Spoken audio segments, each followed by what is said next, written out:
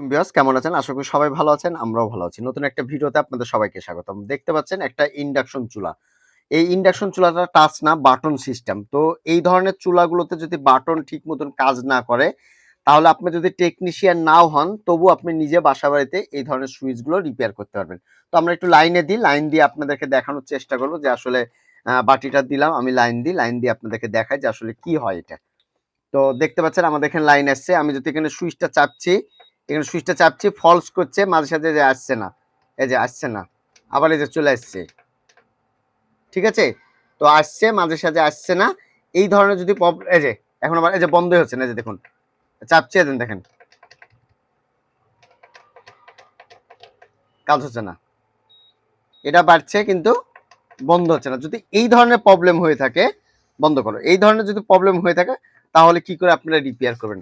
তো চলুন আমরা সেটা আপনাদেরকে এখন শিখাই দিই। সর্বপ্রথম আপনারা যে কাজটি করবেন, স্ক্রুগুলো খুলবেন। ততক্ষণ স্ক্রু খুলতে খুলতে কিছু বিষয়গুলো আপনাদেরকে বলে দিই।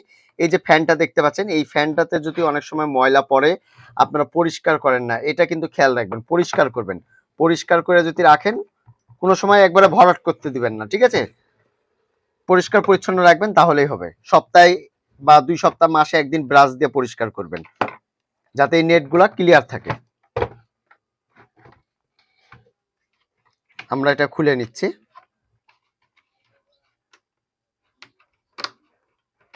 তো হলো, এটা খোলার পরে এটা হলো প্যানেল বোর্ড, আমরা একটু পরিষ্কার করে নিব, একটু পরিষ্কার করে নিব।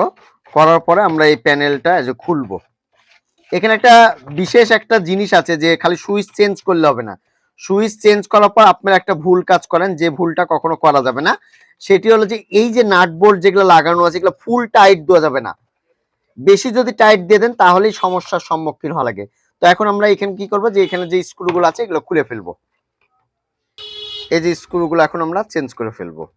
আর আমি এত সহজে শিখাই আপনাদেরকে, কেউ শিখাবে না এত সহজ পদ্ধতিতে। খালি সুইচ না, আরো কিছু শিখাবো এখানে।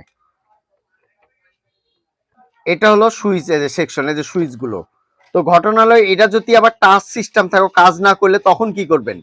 তখন হলো এই স্প্রিং গুলো একটু চেড়ে দিবেন। যেগুলো টাচ সিস্টেম থাকে, এগুলোতে সুইচ থাকে না, স্প্রিং সিস্টেম থাকে। এখন হলো আমাদের যে পাওয়ার সেকশনটা, পাওয়ারটা এখন ঠিক করব। আমাদের হলো এই যে পাওয়ারের এটা, তো এই সুইচটা আমরা এখন চেঞ্জ করব। আপনাদেরকে বলে রাখি, এই সুইচগুলোর দাম হলো বেশি দাম না, এগুলা 5 টাকা 7 টাকা করে দাম, 5 টাকা করে দাম। আপনারা নিয়ে এসে খুব সহজে চেঞ্জ করে নিতে পারেন, ঠিক আছে? একবারে সহজে, একবারে সহজভাবে চেঞ্জ করে নিতে পারবেন।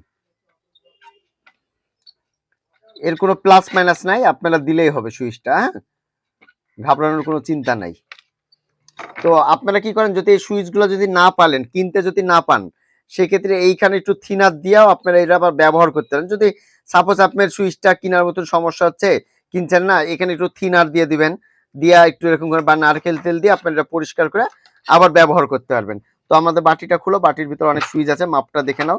এখানে বিভিন্ন রকম সুইচ হয়, এইখানে দেখতে পাচ্ছেন অনেক রকম সুইচ হয়, এখানে কয়েক রকমের সুইচ আছে। কালোটা এটাই হবে, হ্যাঁ এটাই হবে। তো এই যে টিপটাপ আওয়াজটা হচ্ছে, সুন্দর আওয়াজটা হচ্ছে। এখানে অনেক রকম সুইচ আছে, আমরা সুইচটা এখানে ইনস্টল করে দিচ্ছি।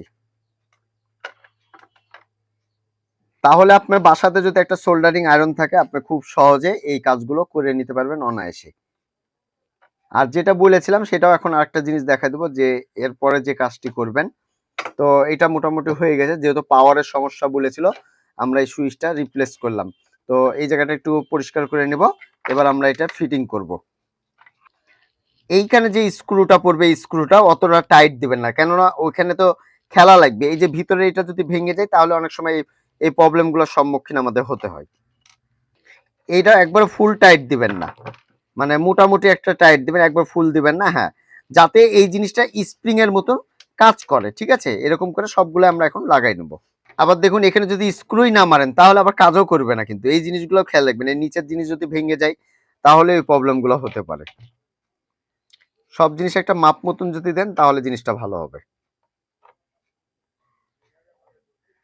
এই তো আমরা এখন লাইনটা লাগাই দেবো, যেভাবে খুলবেন সেভাবে আবার লাগাই দিবেন, তাহলেই হবে। তো আমরা বাটিটা দিয়ে দিব, এটা অন করব। দেখতে পাচ্ছেন 1 চামচে আমাদের এটি অন হয়ে যাচ্ছে। আমরা প্লাসটা যদি চাপি, এই যে বাড়ছে, এই যে কমছে, বাড়ছে। আমি যদি স্টপ করি, এই যে স্টপ হয়ে গেল। শকুন হচ্ছিল কিন্তু ফলস করছিল। ঠিক আছে, এই যে বন্ধ হয়ে যাচ্ছে, এই যে অন হচ্ছে। তো আশা করি বিষয়টি বুঝতে পেরেছেন। তো ভিউয়ার্স আজকে এই পর্যন্তই, আবার আগামীতে কোনো নতুন ভিডিও দেখার আমন্ত্রণ রইল। আসসালামু আলাইকুম, সবাই ভালো থাকবেন, সুস্থ থাকবেন। ধন্যবাদ সবাইকে।